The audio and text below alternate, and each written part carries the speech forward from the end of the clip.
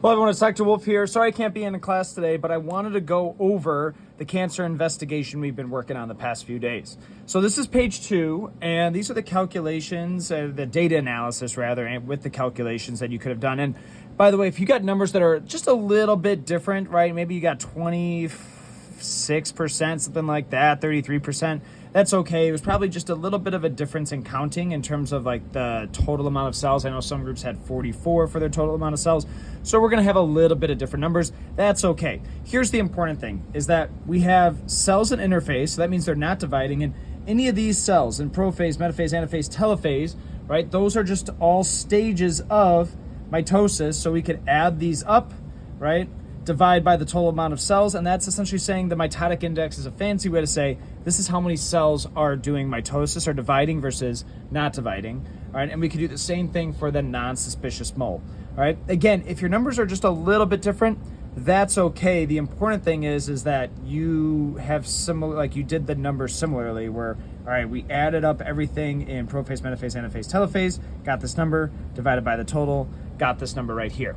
Overall, if we're going to head to, I think this is page 3, right?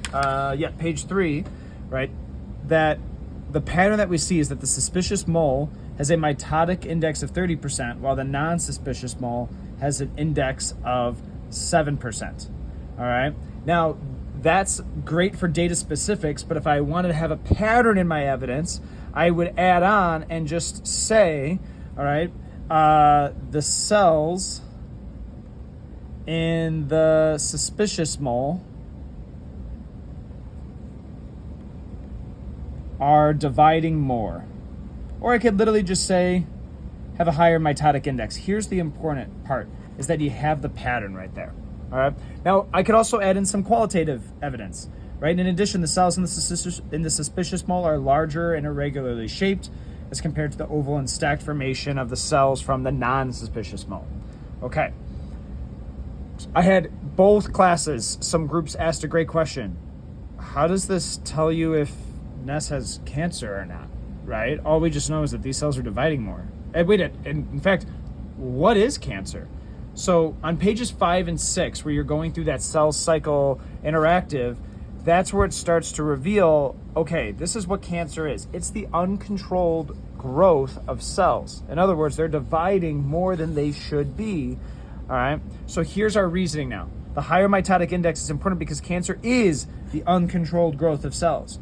So because Ness's suspicious mole are dividing about 4 times as much, again, we're getting back to this pattern of more as the normal skin cells, we could confidently diagnose Ness's mole as cancerous. So notice that my last thing that we're doing here is the claim. The patient's mole, Ness's mole, is likely cancerous. All right. And again, it's going back to this reasoning. Now we know what cancer is. It's the uncontrolled growth of cells. They're dividing too much. Now, we'll go more in depth eventually with this reasoning in terms of what cancer is and everything, but at least now we have this baseline. This is what cancer is.